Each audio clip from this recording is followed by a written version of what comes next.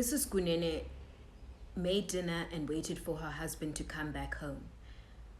And this particular night, he came back a lot earlier than he had been coming home.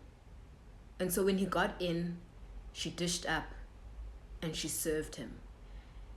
They sat and ate dinner together. Dessert? She took out those pictures from the PI and threw them across the table.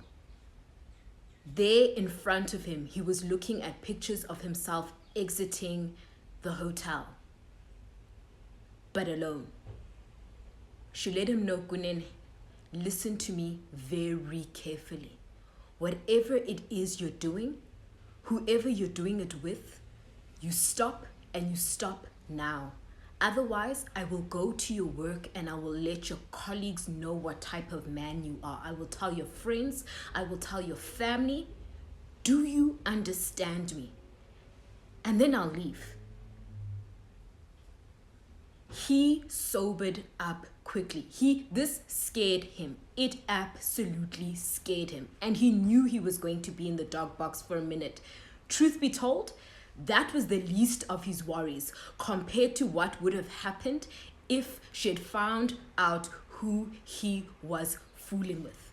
What if Bab Kunene, or rather Bab Kumete, found out? This was far too messy and he needed to get out. Vuvu had been calling him and he simply texted her back and let her know, listen, I have to lay low. My wife is onto me. But he was not going back. No ways. Not just because he was caught, but because of what he saw in the hotel the night before. He was done. Done. Vuvu had decided, I can't do this anymore. Every time I get emotionally attached to a guy he leaves, I am not doing it anymore. At this point, I am all about my bag. Beast mode activated.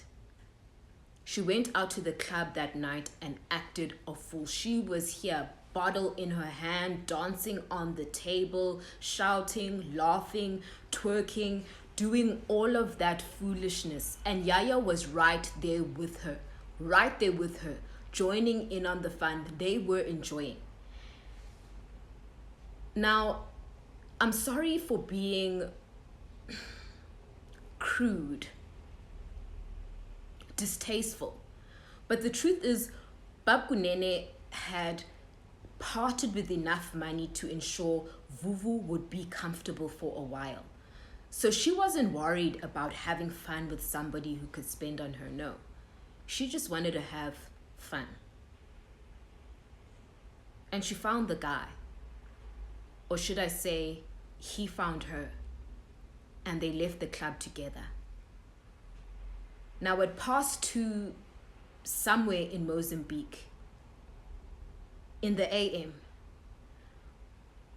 Mandu was walking out from deep inside the water. He had spoken to the spirits and they had let him know in no uncertain terms, your work with Vuvu is not done. Not just that, they wanted to meet her. He knew he had to be smart about this. He knew he had to be smart about this because she was on guard. Now she was on guard. And he knew that because he's not a rookie at this. This is not his first time doing something like this. No, he knows at this time she's probably feeling anxious. She's having sleepless nights. She doesn't know why she's feeling this way. She knows she's feeling something, but doesn't quite know why she's feeling it. Parts of her life are falling apart. She is all over the place. She's unable to keep her man, especially that one, because he made sure of it when he put inside of her what he put that night. They slept together. And so his assignment began. He was all over Vuvu's social media pages. He was looking at what it was she liked, what she didn't like, the people she moved around with, the places she went, when were the times she was online. He needed to know her better than she knew herself. Weeks later, she found herself with another guy. Again, nothing complicated. She just wanted to have fun. She'd been telling this guy about how she'd been dreaming of a snowy vacation, and it just so happened that he was going to Switzerland on business. And so he invited her. Vuvu was so happy. Like, she was, phone out, She was all over the place. She was in Switzerland, okay? And people were going to hear about it. Now, 4 days into their trip, she was lying in bed when the phone rang. It was reception. They asked her over the phone how she was planning to pay the remainder of the bill. Was it going to be cash or card? There must be some sort of mistake. I mean, this guy she'd gone with, he's got it. And speaking of this guy, where is he? Because she woke up in that bed alone. She asked them to please hold. She got up. She went, she checked the shower. He wasn't there. Now her heart is doing that do when you know, okay, what I'm thinking could possibly be happening, but don't think it so that it doesn't come true. All of it, trying to talk herself down, opened that closet, and his stuff was gone. At this point, her heart is in her stomach. Like, deep. She is worried. I mean, I know this guy did not just duck out.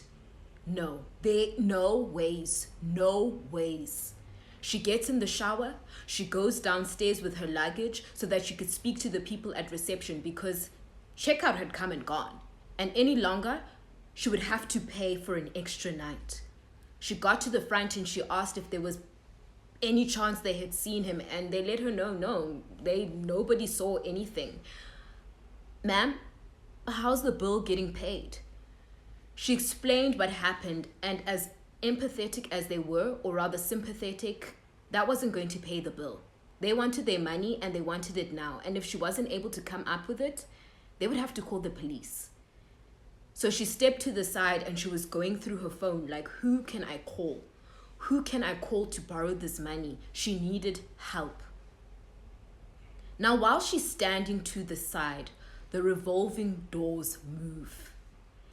In walks this suited man. I mean, he is looking sharp, dapper, like nothing, nobody can touch him. He is looking like all of it.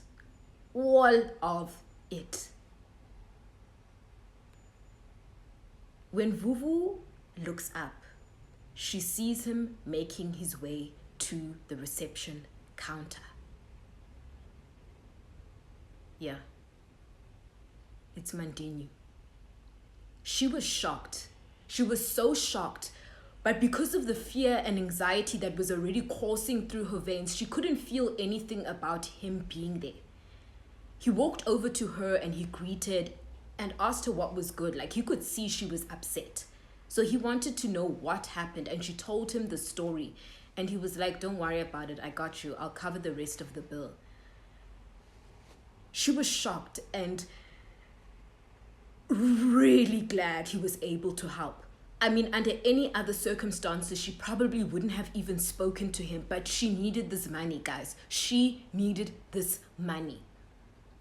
Now, she was lucky because when this guy booked tickets, she made sure she had a return flight.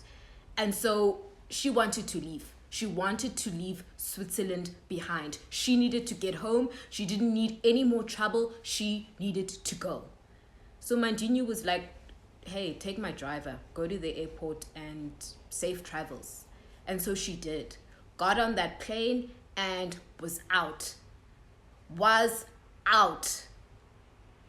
Now, days after he paid that bill, after their encounter in that hotel lobby, after that punk had left her in that hotel by herself with that bill, Mandinho had still not called or texted. And yet he covered a heavy bill. Okay. Vuvu thought perhaps the polite thing to do would be to just send him a text and thank him again. I mean, he did help me. Yeah. I'll just send a text to thank him. That's it. Nothing more, nothing less. And so she sent him that text, letting him know how grateful she was.